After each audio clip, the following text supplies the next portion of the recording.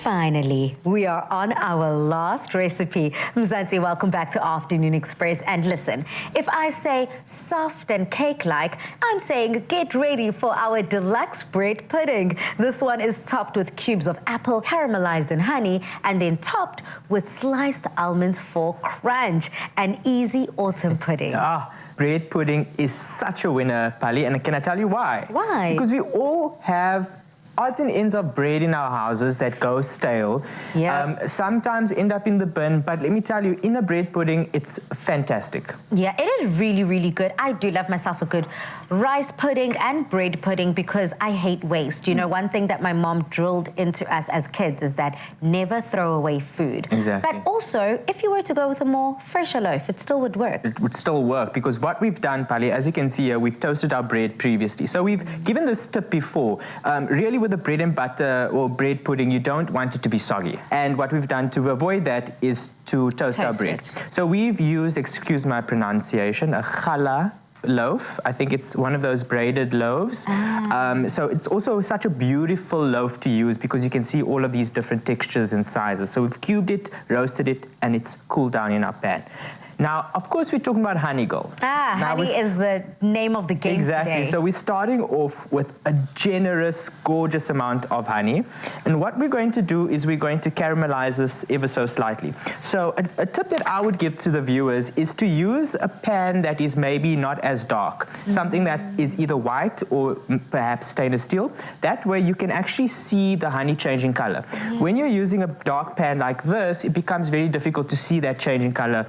You might mistaken it for being the color of the pan, whereas the honey might be burning.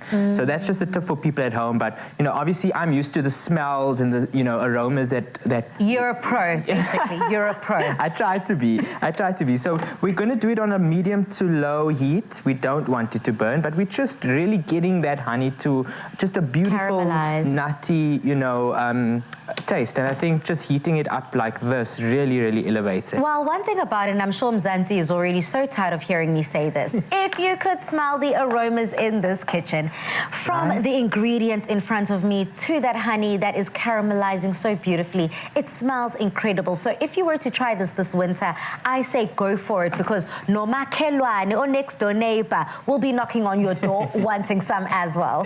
So you can see how it's bubbling away.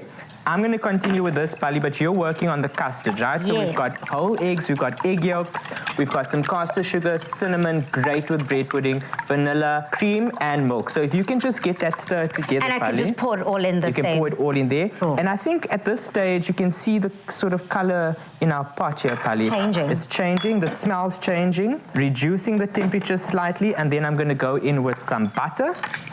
And that's just going to, again, just bring that honey down to temperature, stop it from cooking too much. At this point, I'm going to lower it slightly more. And then I've got apples, Pali. Now, apples, fruit, and honey are such a good combination. And we've chosen green apples because they have more of an acidic note. So it balances nicely with the honey. Nice. So at this point, I'm going to add my apples. In fact, green apples have been one of my favorite ingredients this winter, especially for my smoothies. Because one thing about me, I don't really eat that much and I don't really have that much of an appetite. So a smoothie first thing in the morning is good to go. I love that. Honey and green apples are definitely right up there with Fantastic. I love apples, Pali, but you know what I love about this is you can actually use more than one kind of apple. So keep it interesting. Ideally, you can peel the apples, but I love keeping the skin on just for added color and texture.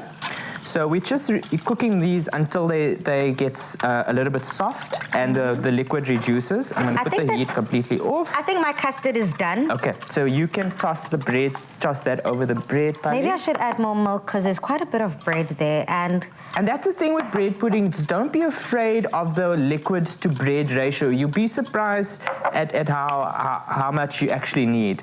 So we're going to pour that over, Pali, and then we're going to do half of the apples with some slithers of almonds. Okay, you do that, friend. Okay. Boom, done. There we go.